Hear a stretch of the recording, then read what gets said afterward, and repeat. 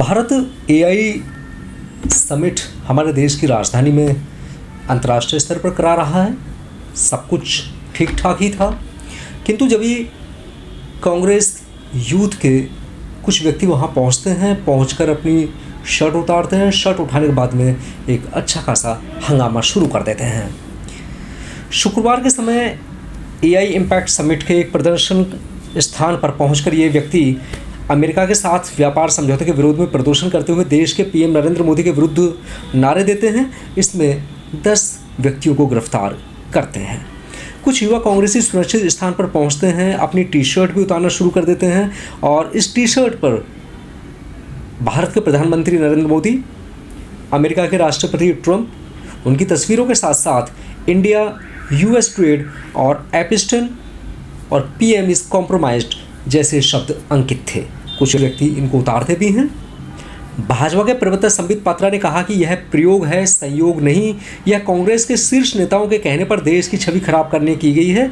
युवा कांग्रेस अध्यक्ष उदय भानु चिन ने कहा कि युवा अब शांत नहीं बैठेगा। पीएम इज कॉम्प्रोमाइज्ड एक नारा नहीं, यद्यपि करोड़ों बेरोजगार युवाओं का एक आक्रोश है। अमेरिका के साथ किया गया व्यापार समझौता भारतीय किसानों और जनता के हितों के प्रति एक तमाशा है। भारत विरोधी व्यापार समझौता हो रहा है। युवाओं को बेरोजगार रखकर नफरत की राजनीति में झोंका जा रहा है। वहीं कांग्रेसी नेता पवन खेड़ा ने कहा, आज यूथ कांग्रेस के नौजवानों ने रोष गुस्से का शांतिपूर्ण विरोध प्रदर्शन किया और एआई समिट में इस प्रदर्शन को दर्ज भी कराया। शेरो शायरी में एक बात कही, अब किसी को नजर आती नहीं कोई दरार, घर की हर दीवार पर चिपके हुए इश्तिहार। बीजेपी नेता अमित ने एक्स पर पोस्ट करते हुए कहा, ये एक राष्ट्रीय शर्म है। भारत एक प्रतिष्ठित वैश्विक एआई समिट की मेजबानी एवं प्रौद्योगिकी के क्षेत्र में अपने नवाचार एवं नेतृत्व का प्रदर्शन कर रहा है। कांग्रेस देश की छवि को खराब कर रहा है।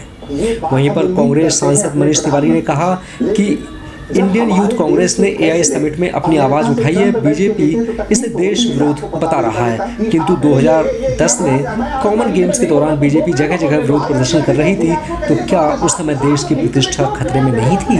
वहीं पर मायावती ने भी कहा कि एआई इम्पैक्ट समिट अंतर्राष्ट्रीय स्तर पर था। राष्ट्रीय अंतर्राष्ट्रीय के काफ़ी व्यक्ति इसमें आ रहे थे और सभी की नज़र इस पर बनी हुई थी। उन्होंने ये रोष प्रकट जिन व्यक्तियों ने किया है उनमें से अधिकतर कांग्रेसी थे, जो कि अति अशोभनीय एवं निंदनीय कार्य है। आप स्वीकार कर रहे हैं कि एक रणनीतिक भूल हो गई है आप लोगों से? देखिए, शिवम त्यागी जी ने आज गांधी जी की बड़ाई की, तो मैं तो पूछने वाली हूँ कि एक बार वोट से जिन मुर्दाबाद भी बोल रहे हैं, वो भी बोल देते तो वो पूरा कंप्लीट हो जाता, पर वो नहीं बोल पाएंगे। खैर की मजबूरी है। लेकिन इसमें जो तस्वीर है गांधी जी की, चीज तो है, ये कांग्रेसी बस जिंदाबाद और मुर्दाबाद में लगे रहते हैं जीवन भर। ये राहुल गांधी ने ऐसी ट्रेनिंग दे दी है कि राहुल गांधी खड़े हो तो बस जिंदाबाद मुर्दाबाद करते रहिए। ये डिबेट में जिंदाबाद मुर्दाबाद करने आया क्या? गजब कहानी है भाई। मैं नहीं आया जिंदाबाद मुर्दाबाद करने।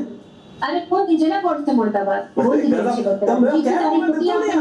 आया ही नहीं भाई, मैं आया ही नहीं। अरे वोट से मुर्दाबाद बोल दीजिए ना। नहीं, इन बेचारों की परेशानी यही है, एआई समिट पर फंस गए हैं, देश विरोध में फंस गए हैं, बात करो जिंदाबाद मुर्दाबाद में लगे रहिए। वोट से मुर्दाबाद नहीं बोल पाते। चलिए छोड़े जाइए। ये देखिए एआई में लेके क्या पहुंच गए हैं ना आप, जो जिसमें गांधी जी हैं। चलिए अखिलेश इस पर जवाब दीजिए। नहीं, आपने बिल्कुल सही कहा। हम लोग बिल्कुल इस तरीके के पक्ष में नहीं कि किसी भी प्लेटफॉर्म पे देश की धूमिल छवि हो और अंतरराष्ट्रीय स्तर पे भारत मजबूत दिखे। ये बात हम उम्मीद करते हैं अपने प्रधानमंत्री से, लेकिन जब हमारे देश के फैसले अमेरिका से ट्रंप बैठ के लेते हैं तो तकलीफ तो होती है। आपको पता अमेरिका लेता है कि आप नहीं ये मैं आपके बीच में नहीं बोला तो 2 मिनट तो बोलने दो। आपको आप बीच में क्यों आप